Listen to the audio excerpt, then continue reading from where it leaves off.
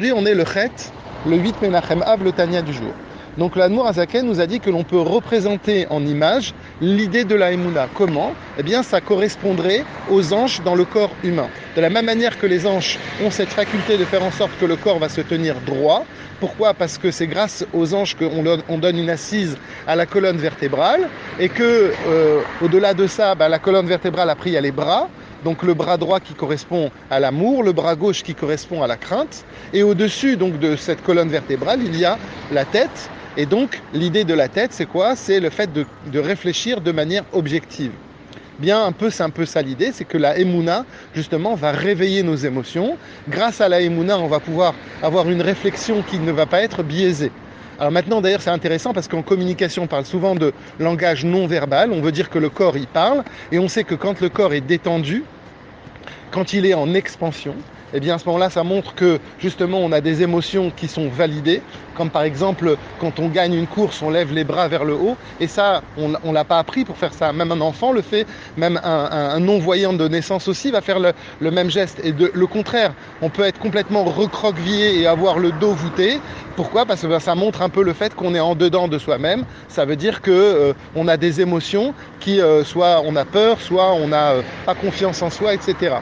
Donc, maintenant, la question que se pose aujourd'hui l'Admour Azaken, c'est qu'est-ce qui va nourrir cette Emouna ? Comment la Emouna va pouvoir donner de la force et de la puissance aux émotions et au Sechel ?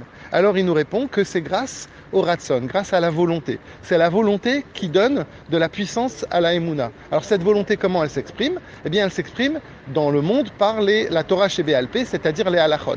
On comprend bien que quand Akadosh Baruch Hu nous a donné la Torah, eh bien, dans la Torah écrite, si l'on peut dire, on ne sait pas exactement ce que Hachem veut. Quand est-ce qu'on sait vraiment ce que Hachem veut ? C'est dans la Torah orale. Si on prend un exemple, par exemple, les tefilines, Hachem il dit qu'il faut mettre les tefilines, mais il dit c'est ben enecha, après entre tes yeux, on ne sait pas vraiment où ça, on va les attacher, où ça, on ne sait pas vraiment. Et les chachamim viennent et nous disent exactement ce qu'est la volonté d'Akadosh Baruch Hu. En d'autres termes, l'idée, le ratson d'Hachem, la volonté d'Hachem, elle va s'exprimer, elle va se dévoiler dans les halachot. Donc quand on étudie des halachot, quand on étudie des lois concrètes, et bien à ce moment-là, on arrive à exprimer la volonté d'Hachem.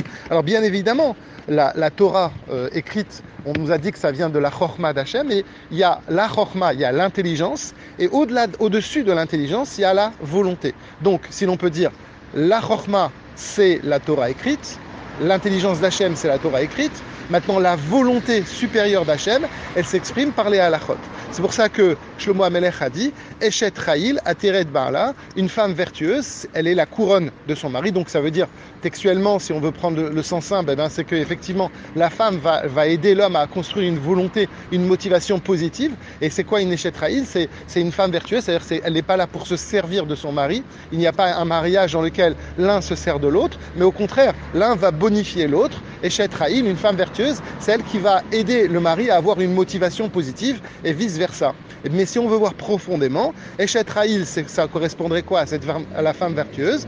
Ça correspondrait à la Torah orale, Torah, les halachot, et donc ça c'est Ateret Ba'ala, ça c'est la couronne d'Hachem. Alors effectivement, donc on voit ici que justement la Torah, les halachot, eh bien ça correspond, comme on l'a dit, au Oz, à la puissance. Quand on veut dire puissance, on veut dire émotion positive. Et aussi, ça nous amène aussi à avoir une bonne réflexion. Comme Shlomo HaMelech a dit, Ta'ama kitov sachara, qu'un bon raisonnement va faire en sorte qu'on va s'apercevoir que le commerce est positif. En d'autres termes, qu'est-ce que ça veut dire ? Ça veut dire que finalement, on peut voir le monde positivement, on peut voir ce qui nous arrive positivement ou le contraire. Et donc, si on arrive avec la Emouna, ça nous permet d'avoir une vision positive de notre vie au quotidien. Alors maintenant, l'Admour Azaken conclut l'étude d'aujourd'hui et nous dit, ok, très bien, donc grâce à la Torah orale, grâce au halachot, on va stimuler la Emouna. Maintenant, quand est-ce que cette Emouna, quand est-ce que le Ratson à Elion, quand est-ce que la volonté d'Hachem s'exprime dans la journée ? Et il dit, ça s'exprime le matin au moment de la tfila. Au moment où on fait notre tfila, eh bien à ce moment-là, le Ratson d'Akadosh Baruch Hu est très fort. Et donc l'Admour Azaken nous dit que quand quand on fait des tfilotes avec kavana, quand on a une tfila qui est en plus liée à de la méditation, ça n'est pas simplement le fait de dire des mots machinalement les uns après les autres, d'ouvrir un livre et de faire comme un rituel. Mais quand, au contraire, on s'implique dans la tfila et qu'on a une émouna, à ce moment-là, on va pouvoir réveiller la volonté d'Hachem et donc construire notre émouna, construire notre foi. Il donne un exemple ici, il dit c'est comme si par exemple on parle d'un tonneau, un tonneau de vin par exemple, eh bien le tonneau de vin à l'extérieur on ne sait pas s'il est rempli ou pas. Qu'est-ce qui va faire qu'on va voir que le tonneau va être rempli à l'extérieur? C'est quand on met tellement de vin, on rentre tellement de vin à l'intérieur du tonneau que ça va suinter, ça va sortir à l'extérieur du tonneau, on va voir un petit peu des filets de vin qui vont sortir. Pourquoi? Donc là, le machal, ça veut dire par rapport à nous-mêmes, c'est que quand on est dans la tfila et quand on a des kavanotes, eh bien à ce moment-là, qu'est-ce qui va se passer? Nos émotions, elles vont pouvoir sortir de nous-mêmes. On va pouvoir arriver à exprimer, ne pas rester en dedans, à l'intérieur de nous-mêmes. Et à l'extérieur, on va pouvoir voir que cette émouna va amener des émotions positives.